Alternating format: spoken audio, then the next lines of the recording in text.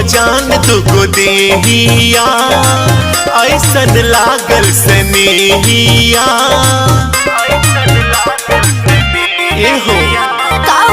एगो बजान दुगो देहिया ऐसन लागल स्नेहिया बस अखिए के सोझा तू रह सुना तू तो हमारे के दुल्हन बनाइबा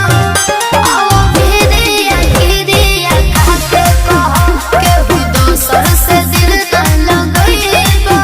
आओ भेड़िया गिरिया खाके कहो आओ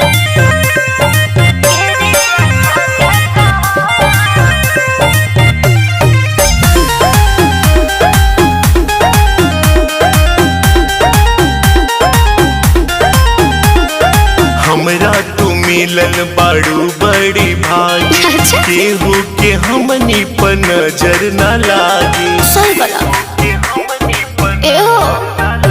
ए साथ को बोना छूटे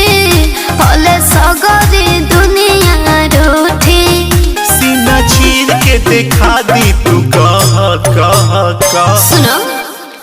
तू तो हमारे के दुल्हन बनाइबा आओ भेड़िया गिरिया खाके कहो केहू दोसर से दिल न लगाइबा आओ भेड़िया गिरिया खाके कहो गिरिया खाके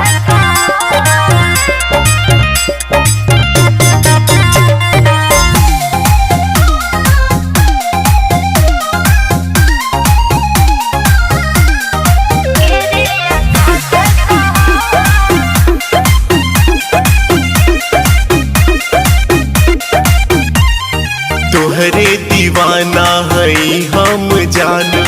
तोहरे ला जान कई देव कुर्बान हो अच्छा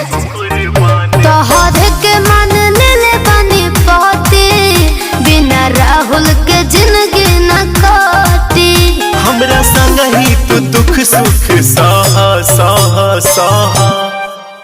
तू तो हमारे के दुल्हन बनाई